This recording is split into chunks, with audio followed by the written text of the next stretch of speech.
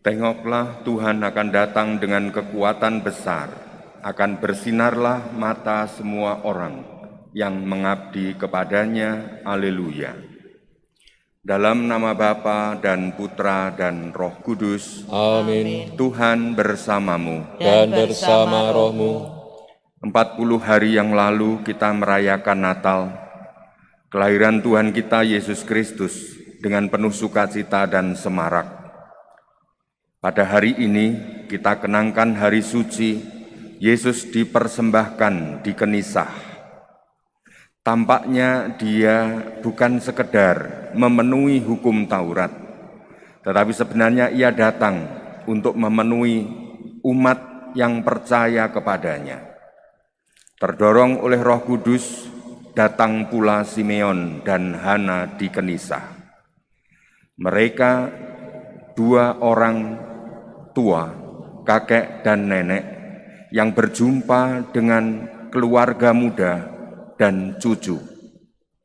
Mereka mengenal Tuhan, rencana Tuhan, ilham Roh Kudus, dan dalam keadaan sukacita penuh harapan memuliakan Allah di dalam bayi Yesus.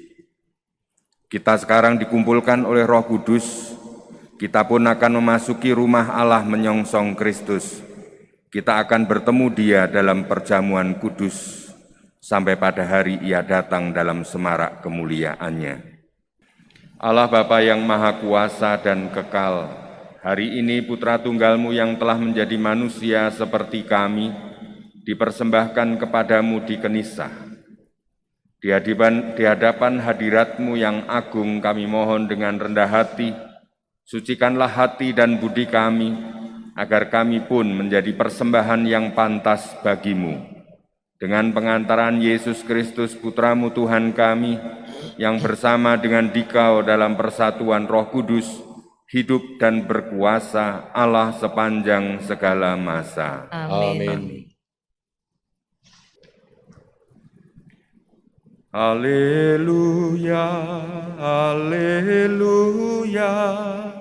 Haleluya. Haleluya.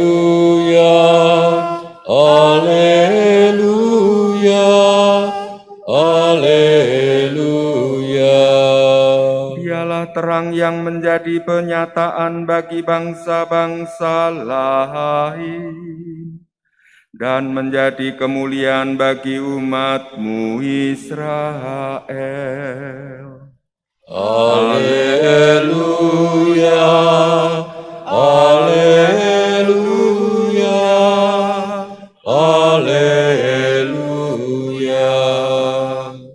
Tuhan bersamamu. Dan bersama rohmu. Inilah Injil Yesus Kristus menurut Lukas. Dimuliakanlah Tuhan. Ketika genap waktu pentahiran menurut hukum Taurat Musa, Maria dan Yosef membawa anak Yesus ke Yerusalem untuk menyerahkannya kepada Tuhan. Seperti ada tertulis dalam hukum Tuhan, semua anak laki-laki sulung harus diperkuduskan bagi Allah. Juga mereka datang untuk mempersembahkan korban menurut apa yang difirmankan dalam hukum Tuhan, yaitu sepasang burung tekukur atau 2 ekor anak burung merpati. Waktu itu adalah di Yerusalem seorang bernama Simeon. Ia seorang yang benar dan saleh hidupnya, yang menantikan penghiburan bagi Israel. Roh Kudus ada di atasnya, dan kepadanya telah dinyatakan oleh Roh Kudus bahwa ia tidak akan mati sebelum melihat Mesias, yaitu Dia yang diurapi Tuhan. Atas dorongan Roh Kudus, Simeon datang ke Bait Allah ketika anak Yesus dibawa masuk oleh orang tuanya untuk melakukan kepadanya apa yang ditentukan hukum Taurat. Simeon menyambut anak itu dan menatangnya sambil memuji Allah, katanya, "Sekarang Tuhan, biarkanlah hamba-Mu ini pergi dalam damai sejahtera sesuai dengan firman-Mu. Sebab mataku telah melihat keselamatan yang daripada-Mu, yang telah Engkau sediakan di hadapan segala bangsa, yaitu terang yang menjadi penyataan bagi bangsa-bangsa lain dan menjadi kemuliaan bagi umat-Mu Israel. Yosef dan Maria amat heran akan segala sesuatu yang dikatakan tentang anak Yesus.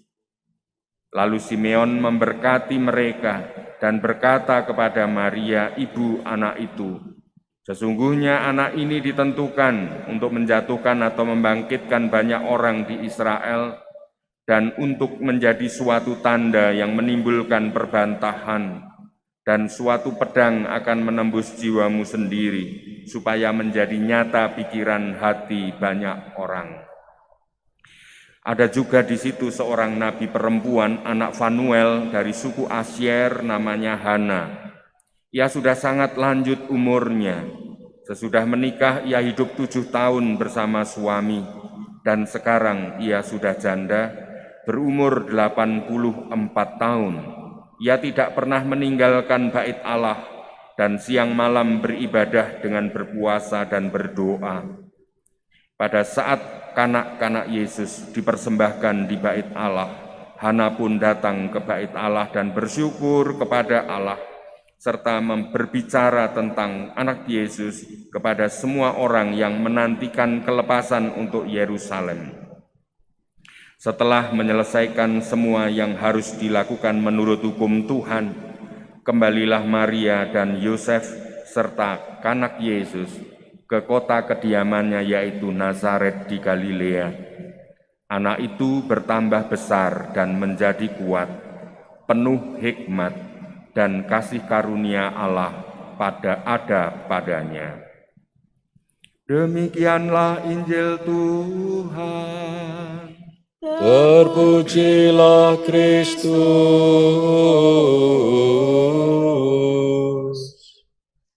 Saudara-saudari yang terkasih, hari ini hari pesta kanak-kanak Yesus dipersembahkan di bait suci.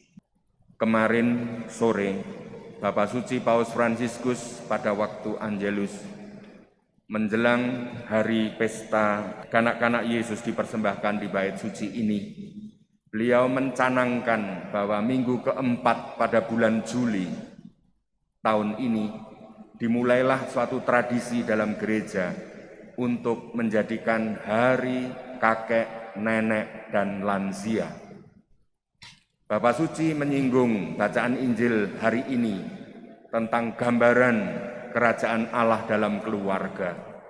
Berjumpanya para lansia, anak, menantu, serta suami istri muda, dan cucu cicit atau anak-anak di dalam keluarga. Para kakek, nenek, para lansia menjadi pendoa, menjadi berkat bagi keluarga. Lansia adalah mereka yang sedang menatap wajah Tuhan. Dia dicintai dan mencintai anak cucunya. Pendidikan keluarga digambarkan dalam Injil ini dalam 3 poin yang sangat singkat dan indah. Kita semua berjuang dalam masa sulit ini, bagaimana anak menjadi anak yang justru semakin tambah besar. Dia bertumbuh secara sehat, dia bertumbuh menjadi besar dalam hidupnya, tetapi bukan menjadi anak yang rapuh, penuh kemanjaan dan tidak mampu menghadapi tantangan hidup, tapi menjadi anak yang kuat secara mental di dalam menghadapi beratnya kehidupan. Tetapi itu semua akan menjadi sia-sia ketika tidak punya hikmat. Dalam pertumbuhan anak hendaknya disertai pendidikan untuk membedakan mana yang baik dan mana yang buruk, mana yang duniawi dan mana yang ilahi, mana yang penting dan mana yang tidak penting, mana yang utama dan mana yang menjadi sesuatu yang pinggiran. Akhirnya semuanya itu diilahikan ketika anggota keluarga dan khususnya anak-anak menyadari hidupnya penuh kasih karunia Allah, dicintai Allah melebihi segala sesuatu, dan hidupnya penuh kasih bagi sesama, bagi keluarga, bagi gereja, dan bagi kemuliaan Tuhan.